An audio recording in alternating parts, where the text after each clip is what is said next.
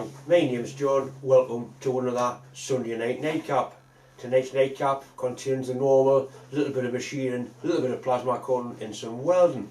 I also get a ride out in Richard's Sentinel steam wagon. It's the first time it's been out all year really. It'll be the last time as well because everything's been cancelled and locked down, so we've done no steam rallies at all. But we did have quite an enjoyable day. That's three. We took it out for a ride. We called to one or two of the local pubs, had a little bit of light refreshment, and then basically put it away again for the winter. Names are still coming in for the monthly draw. If you haven't entered, all you need to do is send me an email containing your name, your full name like John Mills, not just John.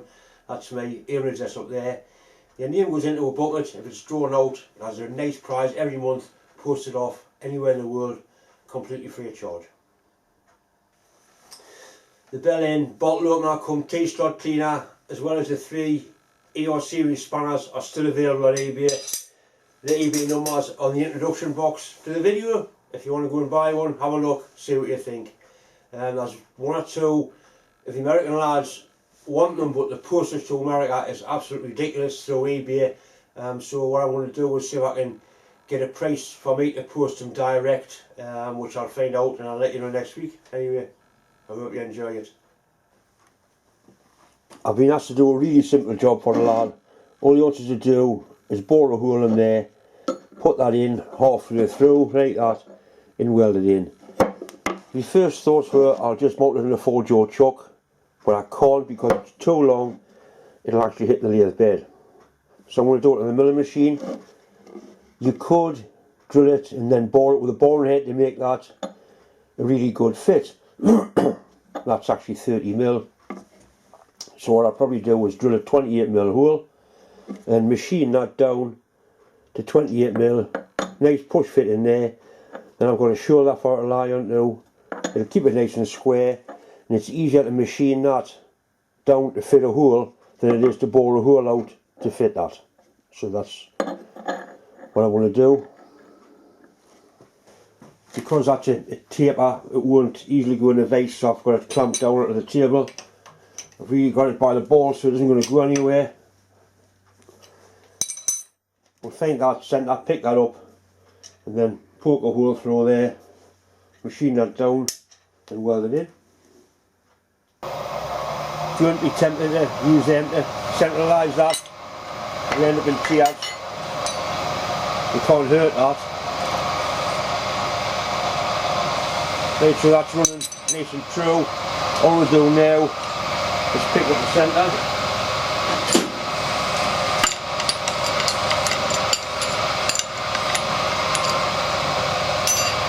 I'll bring the camera a little bit closer so you can see what's going on. Right, we've got a centre punch mark, so all you do is line up one axis at a time. Put it down a little bit closer.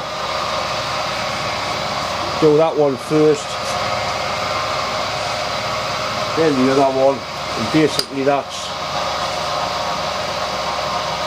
right in the centre of that centre pot mark.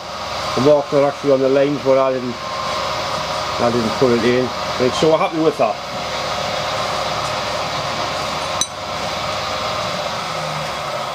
Block the table up with that.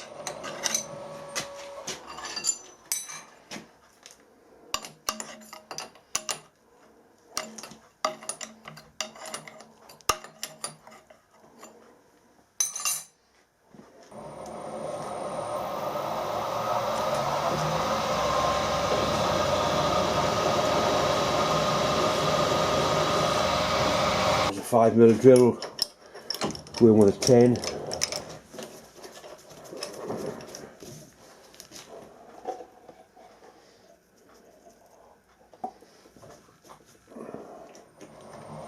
Just feeding with a quill.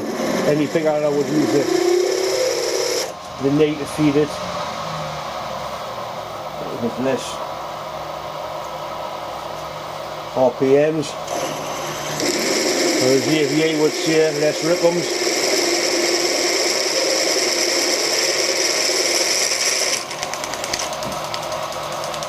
Once again, these are the Cleveland drills that I use for my giveaway. They really are good drill. Very good value for money. especially a winner set off me. That's done there. Right, it's out to 10mm. We'll put some bigger stuff in now and go out to probably 27 or 28. That's a 17mm drill. It's what's called a blacksmith's drill. It's not 17 to 11/16. They come with a shank machine down like that, so you can use a big drill and a smaller chuck. Not exactly super accurate, but I'm pretty sure it'll do. Look at the state of that. Dear me. Not quite sure what's happened there. It's a drill. God given it's actually got a bend in it. Right, we'll straighten that sometime.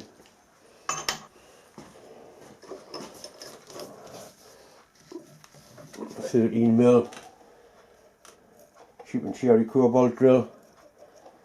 Bang good one, I think it'll be.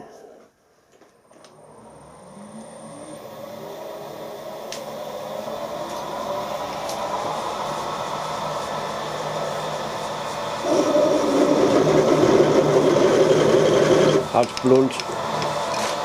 Not doing very well. Definitely blunt. All that's doing is trying to wear a hole in it. Right, that drill has been sharpened, and then it's been what they call, it's had the edge taken off. That edge there is been blunted or ground back. That's for drilling brass. So you can drill brass with that and it wouldn't snatch. It's the one I've sharpened and it's managed to get itself into the wrong drill box. See how the edge has been taken off, so it's not blunt, but it won't dig in.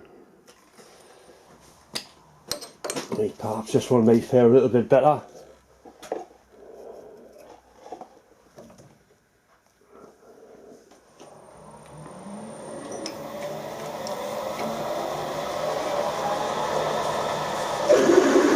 More like it.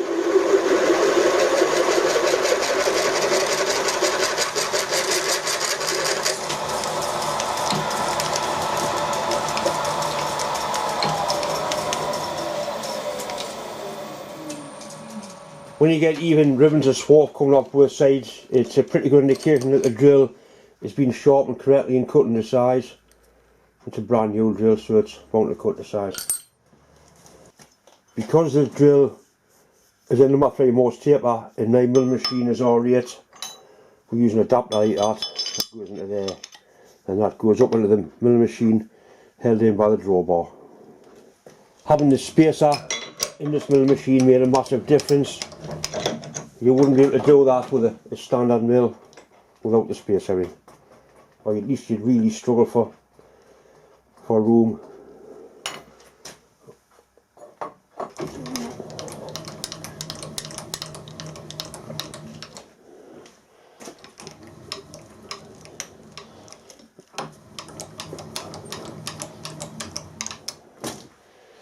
Right, we're going to run this nice and slow because it is a big drill, taking massive cuts.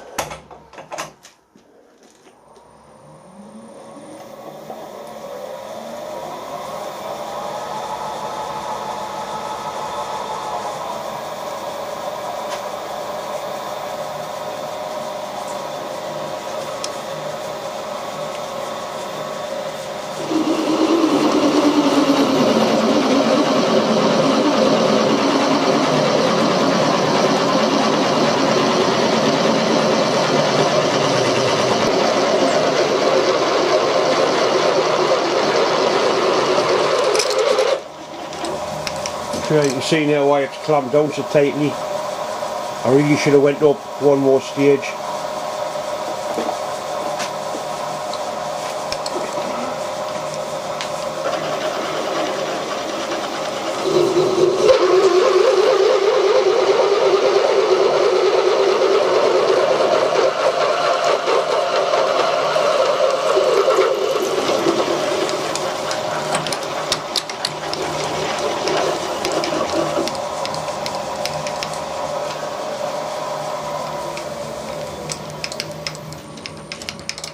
This is where the part drops straight through, but it doesn't.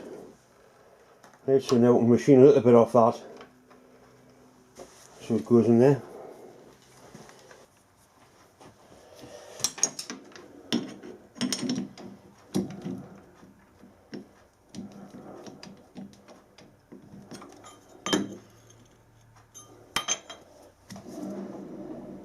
That looks to run fairly true. I'm really pleased with this chuck. It's doing everything I expected it to do.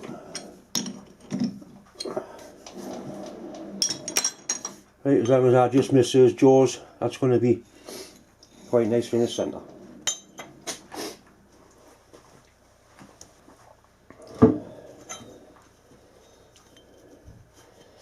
So if I measure that hole, just actually measure 28.5, and if I zero the vernier there, then all I've got to do is transfer it onto there, and it tells me I need 1.4 mil taken off it, which is 0.7 aside.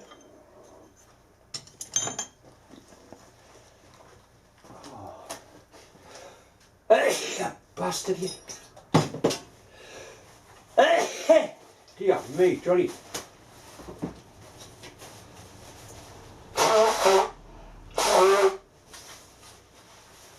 Fucking hell.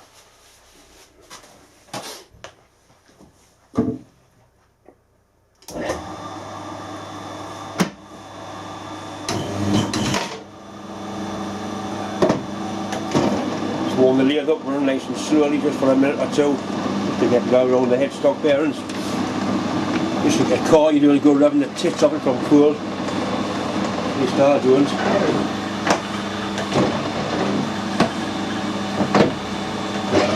Okay, so touch it off. This could be something wonderfully hard. It is. Dear me. That's stupid hard.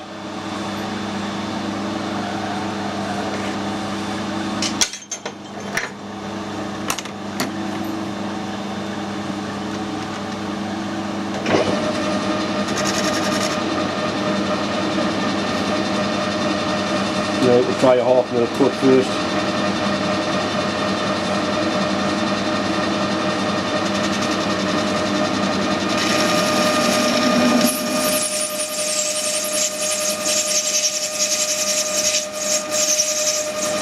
Right, it's a bit of really hard material this, I don't know what it's off or where you found it, but it's certainly going to wear away in a hurry.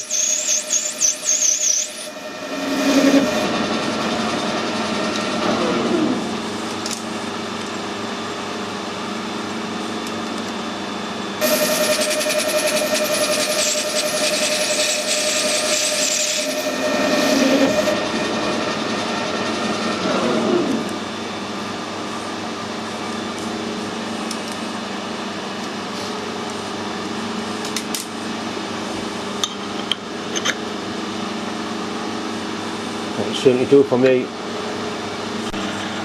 Just going to turn it round and tickle out that bit just to clean it up so I can weld it.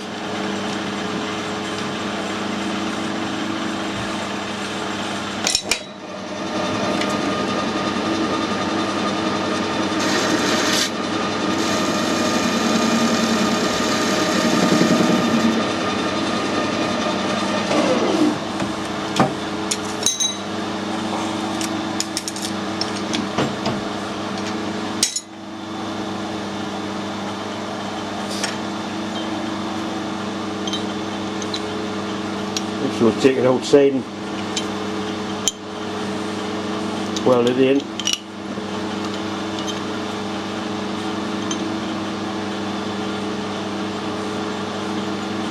Bring the middle scale off and put a nice little pretty TIG weld down there with a similar rod, and that's the job done.